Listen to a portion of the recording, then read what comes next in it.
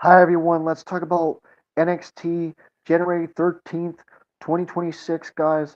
So yes, guys, Eva Rain addressed the NXT Championship situation and Ev said, well, many people would see the NXT Championship being vacant, but Obafemi has a challenge and she sees it as an opportunity and she says whether the man has been resounding the ring, has been grinding for a while, or our new faces. There's no better moment than right now. And then Ricky Saints' music hits and he makes his way to the ring and he thanks the fans for coming out tonight and gloats about running the main event of NXT Stand and Deliver 2025 and Obafemi and Trick Williams and Devon Evans out of NXT. And he says, like the WWE intro says, he's then, now, and forever because he says he sees talent, man, standing around the ring and he says there's the future and he's the present, then says he'll let Ev do the honor and hand over the NXT championship to him.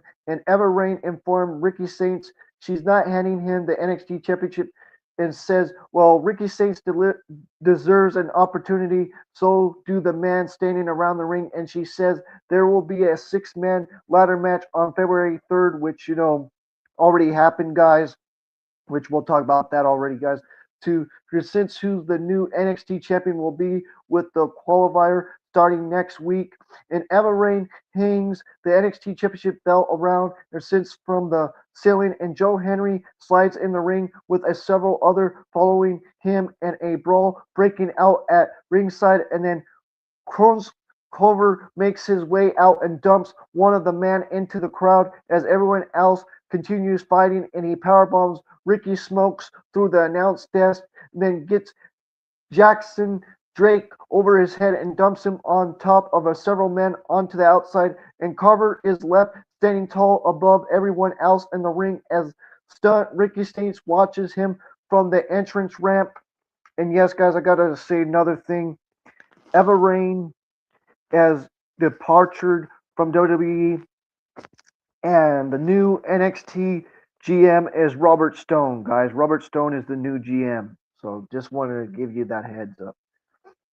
Then we have Kalana Jordan fences Loa Vice, which was a fun match. Let's talk about it. So Jordan drop kicks Vice off the apron and she poses it and she flips over the top rope to level Vice onto the outside, then dumps her back in the ring and ascends to the top and ropes and she looks to fly, but Loa Vice catches Kalani Jordan with a right hand on her midsection and the bell rings and Kalani Jordan and Loa Vice take turns raining down right hands one another, and Loa Vice delivers a springboard arm drag to Jordan, but Jordan trips Vice with a leg sweep and fires up a stomp on her into the corner, and Jordan then levels Vice with an axe handle, but Loa Vice ascends a submission on Jordan, and Jordan crawls over the bottom rope to escape, and the action spills to the outside where Jordan sends Vice crashing into the announce desk spine first and levels her with a clothesline onto the outside and dumps Loa Vice back into the ring and joins her inside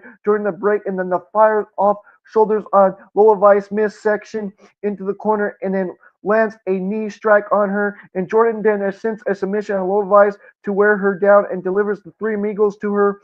Uh, but Loa Vice reverses the three suplex and lands it on Jordan, and then Loa Vice rolls up Jordan, but Jordan kicks out, and Loa Vice lands a kick onto the back of her tights, and she whips Loa Vice into the corner of the ring, then in change right hands and kicks with her back from the break, and then Loa Vice catches Kalani Jordan with a German suplex and then fires off a series of kicks on her and follows it up with her signature and a rough fire kick, and she sets it up for a hip attack on Jordan, but Jordan slides out of the ring before she can deliver the moves, and Loa Vice runs over Kalani Jordan with a shitting wizard on her off the ring apron, then dumps her back inside and connects with a hip attack on her into the corner, and then Jordan rains down a few hammer ascents elbows on Loa Vice and then delivers a frog splash on her off the top rope, then goes for a pin, but Loa Vice kicks out, then Jordan sets up for a split leg moonsault on Loa Vice, but Loa Vice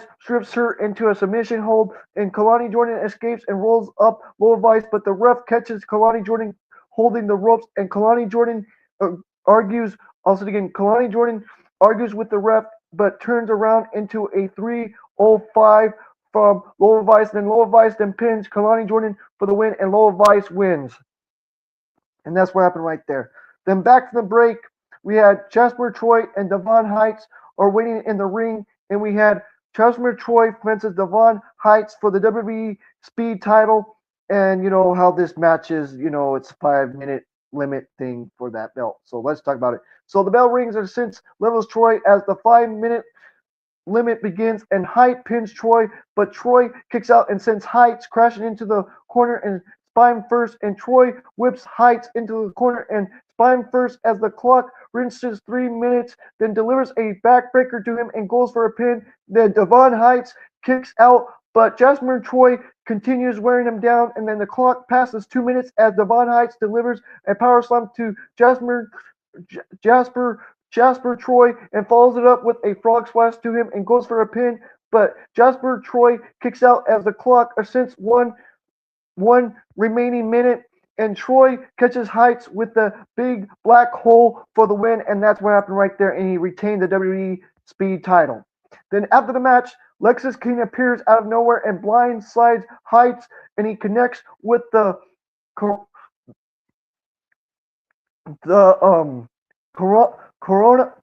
Nation on him and betrays him as Troy watches from the entrance ramp.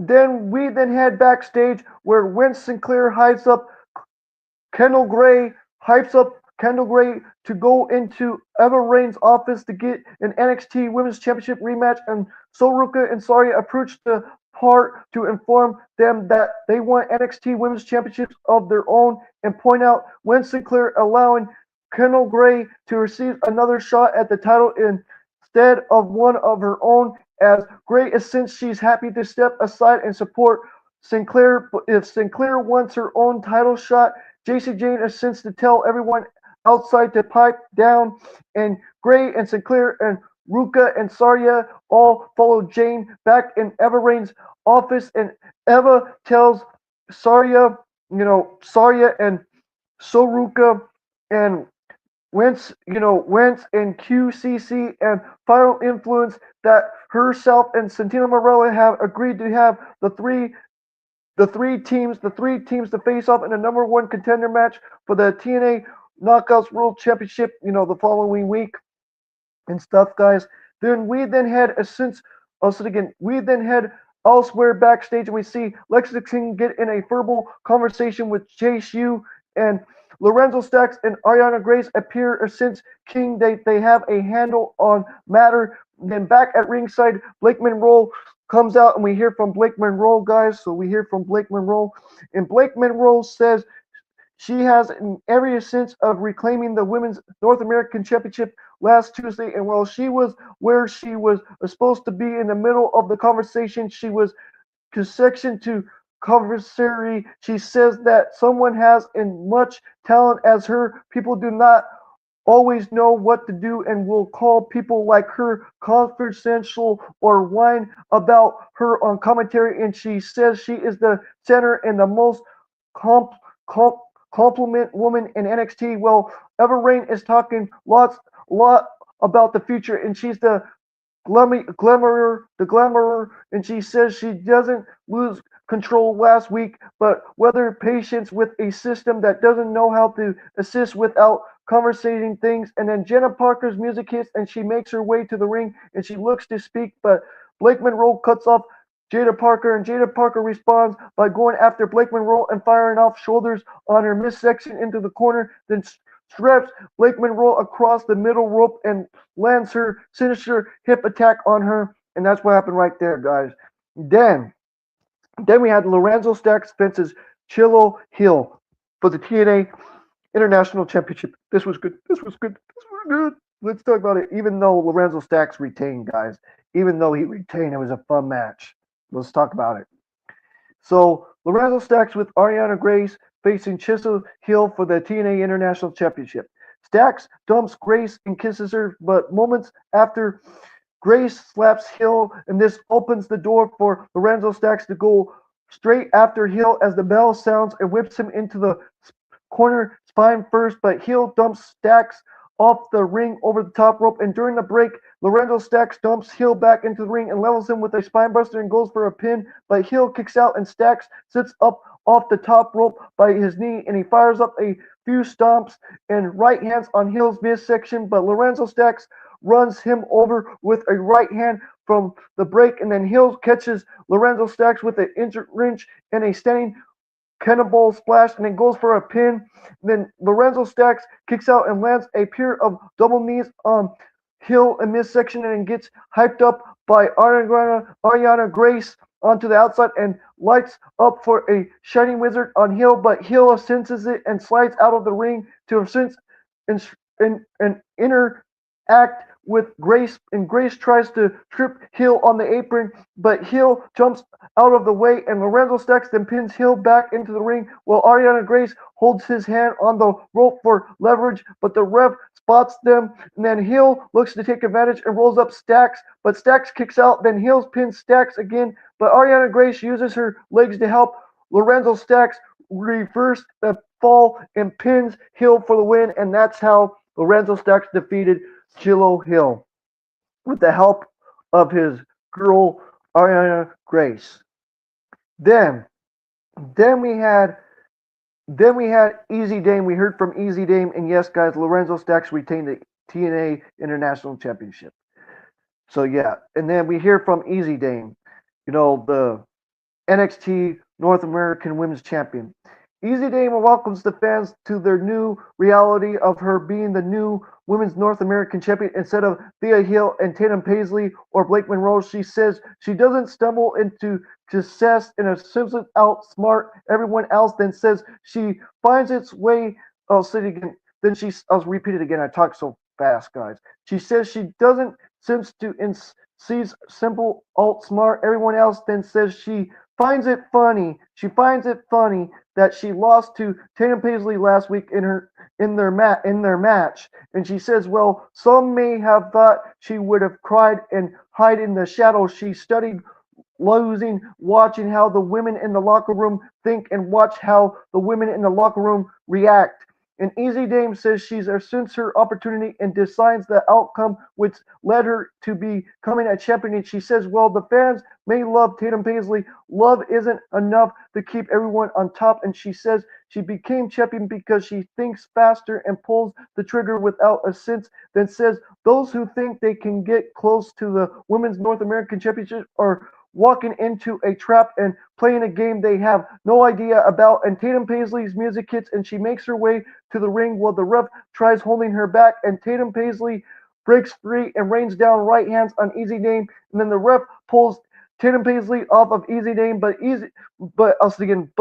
Tatum Paisley breaks free off of them and takes one of them out with a headbutt on Easy Dame and slides out of the ring. And then we head backstage where Blake Howard spots Paisley being kicked out of the Performance Center and Fizz projects sends Howard to brag about being along the newest member of the NXT roster before Howard looks to catch up with Kearns Cover, and Cover demands Howard, and the camera gets out of his face. Then we had Joe Henry with OTM fences Den Lennox, my man Den Lennox.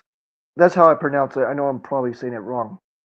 But Dion Lennox fences Joe Henry in a no DQ match. Let's talk about it, guys. Let's talk about this. This was the main event of this episode. The bell rings and the two lock up, and Dion dumps Joe Henry out of the ring onto the side with the rest of the Dark State. But Joe Henry quickly slides back into the ring and fires off chomps on Dion into the corner and dumps Dion off the ring. But Dion gets back inside, and Joe Henry levels Dion with elbows, followed up with a backbreaker. But Dion delivers a backbreaker to Joe Henry and goes for a pin. And Joe Henry kicks out and teeters on the ropes with Dion, but Dion fires off Joe Henry, and Joe Henry gets back on the ropes and delivers a superplex to Dion before wearing down Dion with a submission hold, and Dion makes it up to his feet and delivers a stomp to Joe Henry, then follows it up with a knee to him and levels him with a clothesline during the break, then goes for a pin, but Joe Henry kicks out and Dion levels him back from the break, Then Joe Henry lands a fallaway slam on Dion, then gets Dion up, but Cutter James manages to hand Dion a candlestick from the apron. Then Dion repeatedly cracks the candlestick across Joe Henry's back, but Joe Henry managed to grab the candlestick from Dion and then returns the favor by repeatedly hitting him with the candlestick. And then Joe Henry lands a spinebuster on Dion and pins him, but or Osiris Grimson pulls Joe Henry out of the ring and breaks the fall, and Dion then pins